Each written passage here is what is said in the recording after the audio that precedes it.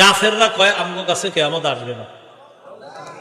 সূরা সাবার 3 নম্বর আয়াতে আল্লাহ বলেন, ওয়াকাল আল্লাযীনা কাফারু লা তা'তিনা আস-সাআ, কাফেররা কয় আমাদের কাছে কিয়ামত আসবে না।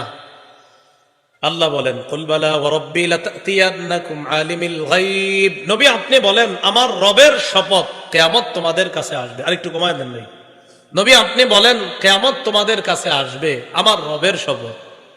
আলিমিল গায়ব, যিনি অদৃশ্যের মালিক। লা ইয়াযুবু আনহু মিসকালু যাররাতিন ফিস সামাওয়াতি ওয়ালা ফিল আরদি ওয়ালা আসগারু মিন যালিকা ওয়ালা আকবারু ইল্লা ফি কিতাবিম মুবিন।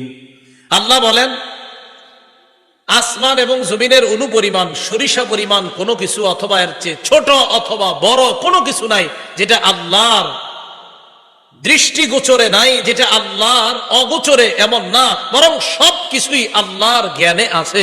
ছোট থেকে ছোট, বড় থেকে বড়, এগুলা সব আল্লাহ জানে। কোনো কিছু আল্লাহর অগোচরে নয়।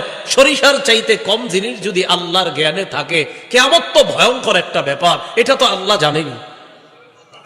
তো কাফেররা কয় কিয়ামত আসবে না, আল্লাহ কয় আসবে। সূরা ফুসসিলাত 47 নম্বর আয়াত, 25 নম্বর পারার শুরু পৃষ্ঠা, একদম শুরু লাইনটা।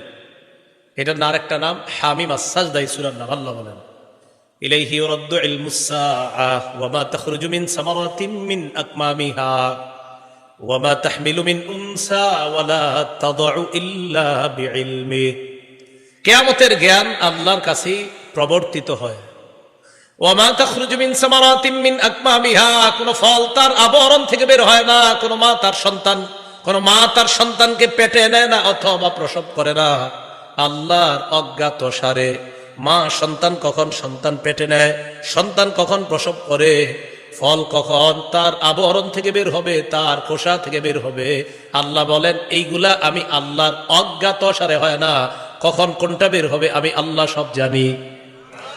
ফল বের হবে কখন এটাও জানি, সন্তান পেটে আসবে কখন এটাও জানি, সন্তান পেট থেকে কখন বের হবে এটাও জানি।